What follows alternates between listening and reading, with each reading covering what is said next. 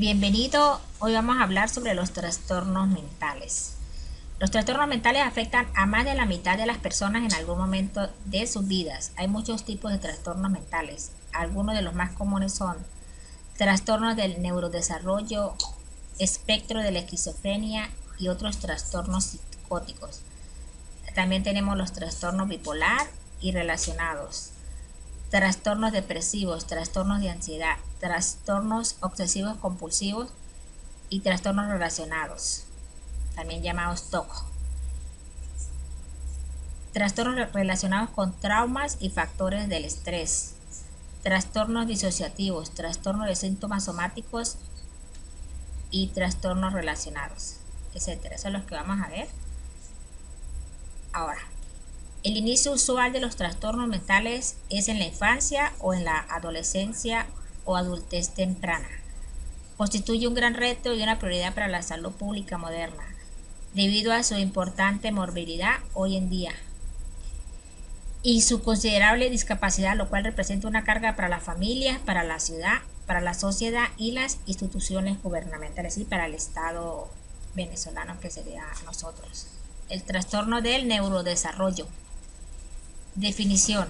Es el conjunto de dificultades cognitivas que afectan la maduración neurológica normal de los niños en distintos niveles, generando, por ejemplo, alteraciones o retrasos en el aprendizaje, en el crecimiento de habilidades de tipo motor, en la comunicación y social, en el área de lo social. Afecta las áreas del lenguaje, la comunicación, la atención y el aprendizaje, que son cognitivas, inteligencia. Por este motivo, su rápida detección y una intervención temprana son muy importantes para mejorar el pronóstico de estos trastornos en los niños y que tengan una mejor calidad de vida. Etiología. Las causas. Tenemos factores biológicos que serían los genéticos, como las mutaciones y trastornos metabólicos. También están los prenatales, que serían las infecciones maternas y deficiencias nutricionales. Las perinatales, derivadas de las complicaciones durante el parto y la falta de oxígeno, que se llama hipoxia, o en el transcurso de la infancia. Epidemiología. Afecta el 15 al 20% de la población infantil, según Petersen, por lo que constituye un motivo de consulta frecuente en la niñez y en la adolescencia. Los criterios para estudiar todo ese tipo de trastornos tenemos al DSM-5 y al CI-10, que son los que nos orientan en cuanto a los diagnósticos de cada trastorno del neurodesarrollo. Ambos incluyen como criterios la exclusión de cualquier condición médica que pueda explicarlo. Es decir, que el tratamiento va a depender en función del tipo de trastorno que tenga y los síntomas que predominen. Se pueden dividir, los tratamientos pueden ser farmacológicos, que varían en función de los síntomas y del tipo de trastorno, y lo psicológico incluye el apoyo de especialistas mediante la estimulación de habilidades que no se han desarrollado de forma correcta. Pronóstico. Si se da un buen pronóstico, es decir, identificar y tratar la patología en el momento adecuado, se puede conseguir normalizar la situación. Y si no es así, si no tratamos a tiempo, estos empeoran. Entre los trastornos tenemos muchísimo: la discapacidad intelectual, déficit de atención, de hiperactividad, trastorno del desarrollo del lenguaje, que serían los trastornos de la comunicación, según el DSM-5, que va en concordancia con el 610, trastornos del habla y trastornos de autismo y muchos más: falta de atención, actividad incrementada e impulsividad. Eso es el déficit de atención de hiperactividad. Espectro de la esquizofrenia y otros trastornos psicóticos. Aquí es alucinaciones y falta de contacto con la realidad. Se observan secuencias caóticas mismas que reflejan una desorganización interna. Concepto. Es un trastorno mental grave, según el DSM-5. Se caracteriza por psicosis, alucinaciones, ideas delirantes, habla y conductas desorganizadas, efecto aplanado, déficits cognitivos y disfunción laboral y social. Una de las causas es más frecuente es la muerte prematura, el suicidio. También los factores, las causas serían factores genéticos, biológicos, factores estructurales, como el aumento del tamaño de los ventrículos laterales cerebrales, la reducción del tamaño de ciertas estructuras mediales, el menor funcionamiento de la corteza frontal, los factores psicosociales, ahí están los psicológicos y también los factores del ambiente y también los familiares. Epidemiología. A escala mundial afecta aproximadamente a 24 millones de personas, es decir, el 1 de cada 300 personas, 0.32% en los adultos. La tasa es del 1% de cada 222 personas, sería el 0.45%. No es tan común como muchos otros trastornos mentales, la esquizofrenia.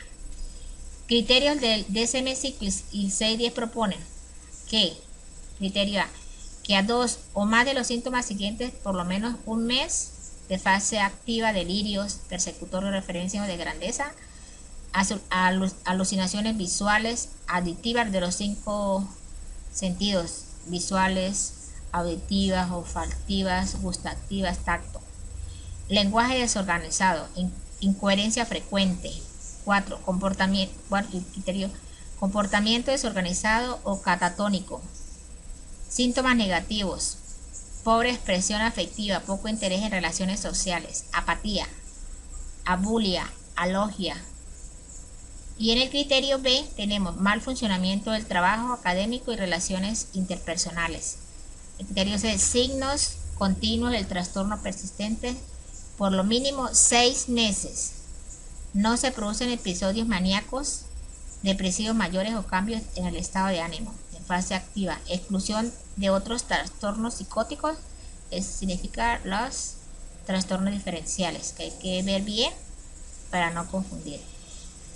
Trastorno esquizofreniforme, trastorno esquizoafectivo, trastorno delirante, trastorno psicótico breve y trastorno psicótico compartido.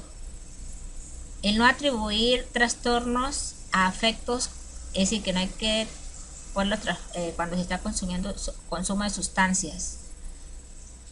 Tomar en cuenta antecedentes en el trastorno de espectro autista. Tratamiento. El abordaje terapéutico no será solo farmacológico, sino también el psicoterapia al paciente y familiares y la psicoeducación.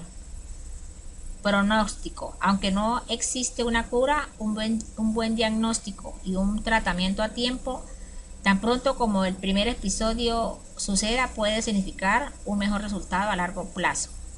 Muchas personas pueden llevar vidas productivas y gratificantes con el debido tratamiento, siempre y cuando tenga su tratamiento.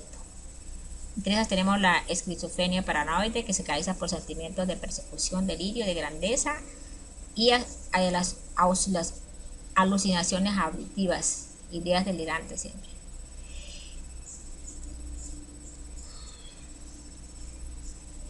Trastorno bipolar y trastornos relacionados. Este es el trastorno del ánimo cambiante en el tiempo. A veces la persona puede estar muy triste y otra vez está súper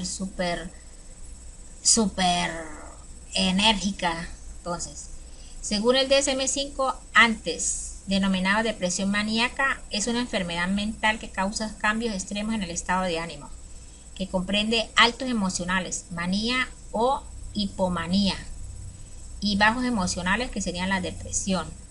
Tiene episodios alternantes de manía, euforia extrema y depresión. Etiología. Las diferencias pues son biológicas. Se han observado algunos cambios físicos en el cerebro de los pacientes, los factores también psicosociales. Epidemiología. Afecta al 2% de la población en su forma más grave, bipolar tipo 1 y 2. hasta un 4% de la población es en forma más leves.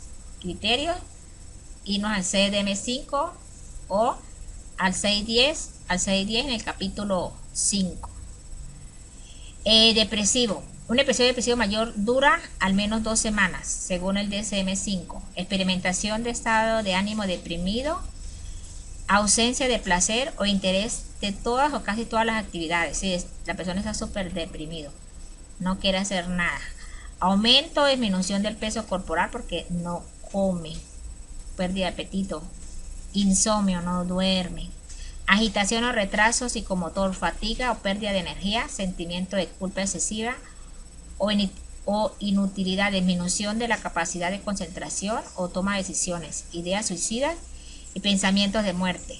Eso es cuando es una depresión mayor, no está súper depresivo. Tratamiento: los fármacos estabilizadores del estado de ánimo y también la psicoterapia. Pronóstico: no existe una cura para este trastorno. Los medicamentos aprobados por la Administración de Alimentos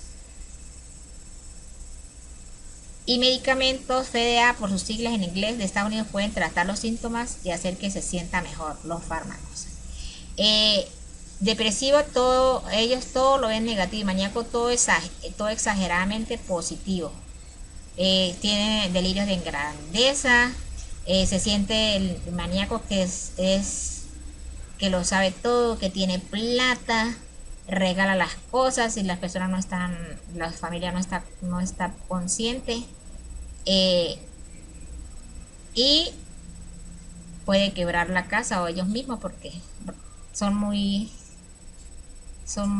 todo lo quieren dar y exageran todo. Episodios maníacos y tal vez episodios depresivos. Eso es bipolar 1. La depresión es la variable. Bipolar 2, que es la hipomanía, con episodios depresivos mayores. La duración es variable. Trastorno ciclotímico, hipomanía con episodios de depresión leves, al menos 2 años de duración. Trastornos depresivos: afectividad, pensamientos, cognición, conducta, ritmos biológicos, trastornos somáticos. Definición: según el DSM-5, se caracteriza por una tristeza de una intensa o una duración suficiente como para interferir en la funcionalidad y en ocasiones por una disminución de interés y del placer despertado por las actividades. Puede causar tristeza extrema, enojo o frustración. Los factores siempre son genéticos, biológicos, factores psicosociales. Epidemiología: es actualmente el trastorno mental más común a nivel mundial, la depresión. Según la Organización Mundial de la Salud, prevalencia en la población en general del 5%. Son mayores las mujeres que en los hombres. Criterio: lo más común es tristeza, desesperanza, sensación de inutilidad, culpabilidad, irritación y frustración, dificultad de concentración, de la toma de decisiones, desinterés, apatía en actividades o aficiones que antes disfrutaba, fatiga y disminución de energía, cambio en los patrones de alimentación, sueño, dolores de malestar físico como dolor de cabeza, calambres o problemas digestivos. Tratamiento: farmacológicos, antidepresivos, para recuperar el equilibrio químico del cerebro. También está la psicoterapia, terapia cognitivo-conductual, para que cambie el cognitivo, pues ahí sería para que cambie su forma de pensar, los pensamientos, y terapia conductual para que el comportamiento, la conducta, también la cambie. Y también la ayuda de los familiares. Familiar. Pronóstico: la identificación temprana del tipo de la depresión influye en la evolución y se trata adecuadamente, generalmente responde bien al tratamiento. Trastornos de ansiedad: preocupación, miedo desmesurada, excesiva o irracional. Los trastornos de ansiedad, pues dicen que nosotros, eso es muy importante porque eso nos sirve a nosotros como sistema de alarma. Pero cuando se vuelven patológicos, que están todo el tiempo en la mente de uno, que la persona saca conclusiones antes de tiempo de algo que no existe, pero está en su cabeza. Eso ya se llama un trastorno de ansiedad. Definición: es una sensación de un peligro, problema o amenaza. De que en nosotros eso es bueno, pero si es algo normal, porque nos ayuda a nosotros al sentido de supervivencia. Que está por suceder, puede describirse como sentimientos de inquietud, nerviosismo, preocupación, temor o pánico por lo que está a punto de ocurrir o puede ocurrir. Puede causar preocupación, miedo excesivo en situaciones reales o imaginarias, más que todas son imaginarias. Etiología: genética, temperamentales, ambientales y fisiológicos. Etiología y la epidemiología: una de cada 5 personas tendrá un trastorno de ansiedad a lo largo de su vida. Si todos tenemos trastornos de ansiedad, pero equilibrados. Cuando se vuelve trastorno es cuando se vuelve patológico. En el caso de los niños y los adolescentes, esta cifra estaría alrededor del 6 de cada 100.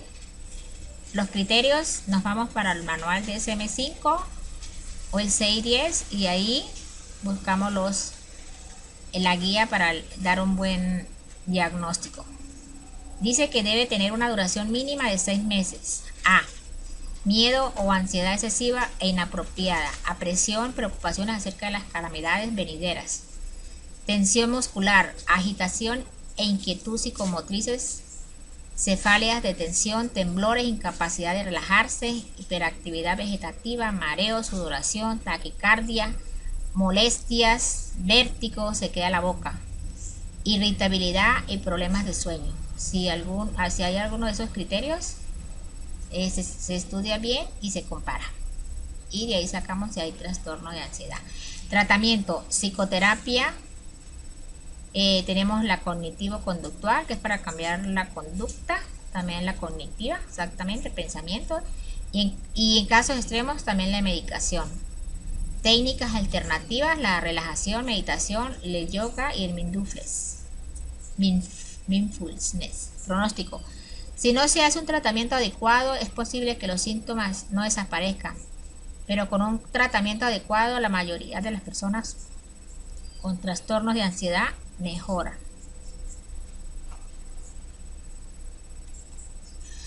Trastorno obsesivo compulsivo, trastornos relacionados. Consisten, o también llamado el TOC, consisten en un trastorno de pensamiento que son las obsesiones y los trastornos en el comportamiento que son las compulsiones. De que el pensamiento está ahí en la mente de uno, en la mente, pero uno lo puede controlar. No es como la esquizofrenia, que uno no lo controla y que uno se lo cree.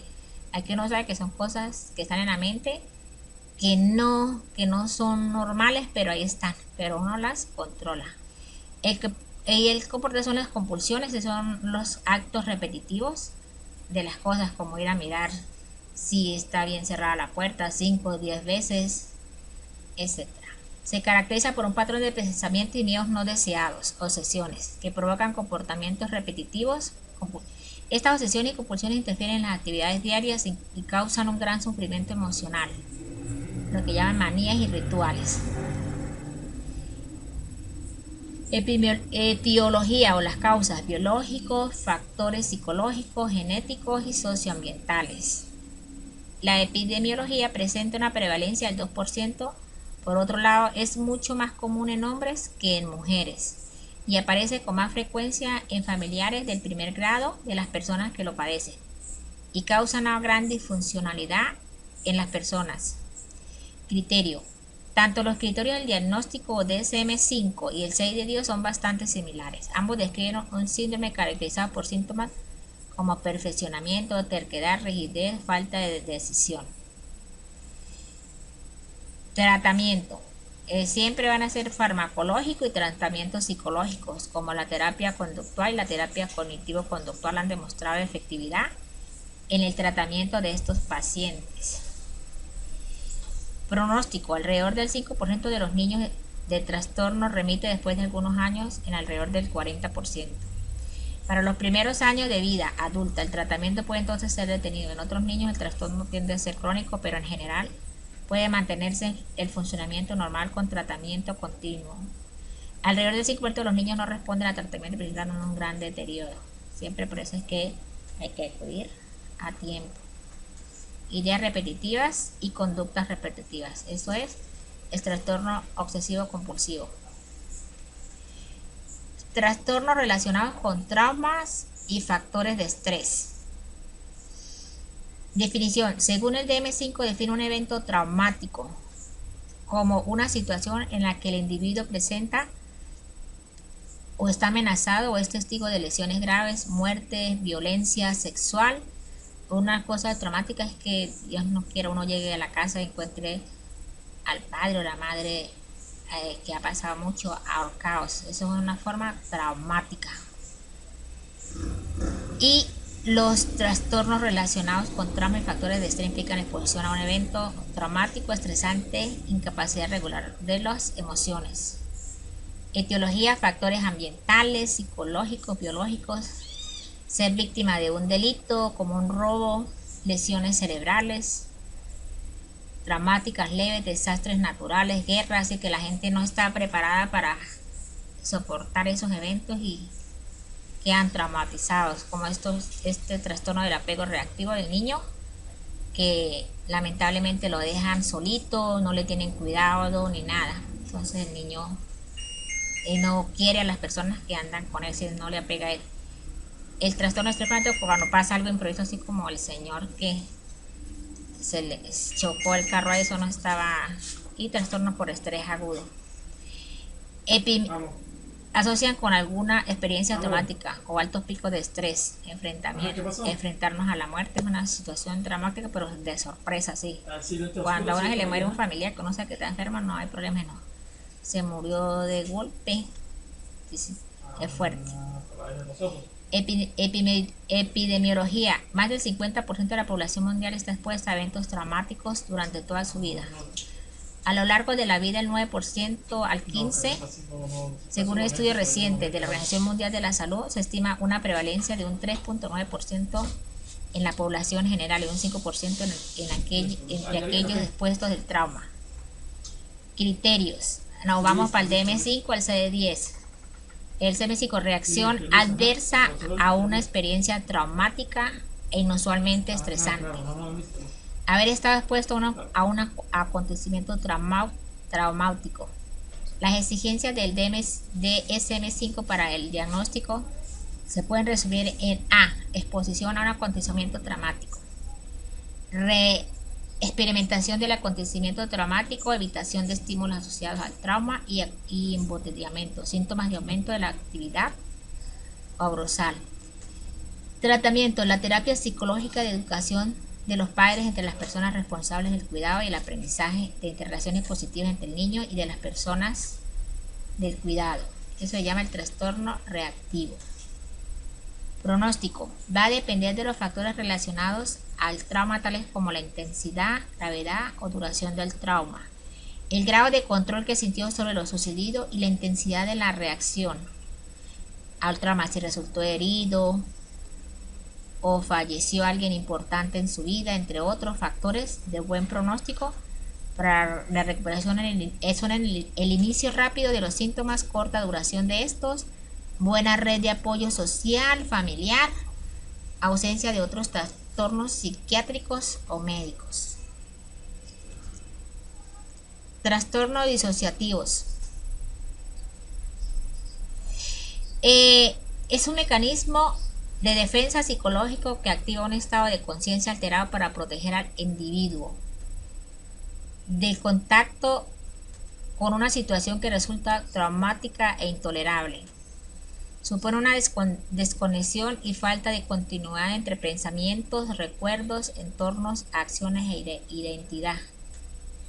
Entonces, aquí las personas tratan de que el trastorno traumático se les olvidó. ¿Para qué? Ahí es donde salen los mecanismos de defensa, para evitar que de tanto dolor la persona no se enferme.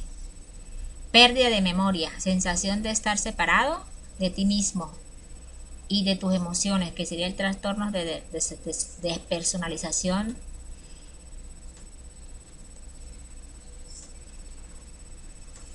y de tus emociones. Percepción es sí que está separado, así que algo que a uno le pasó, uno lo cuenta como si fuera como algo normal, porque los mecanismos de defensa tienen eso ya en el subconsciente súper guardado. Entonces, las personas describen todo y no sienten nada, ninguna emoción, como si le hubiese sucedido a otra persona, pero le sucedió a ellos.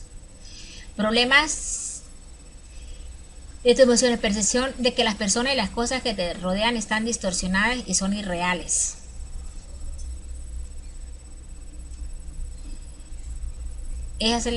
Y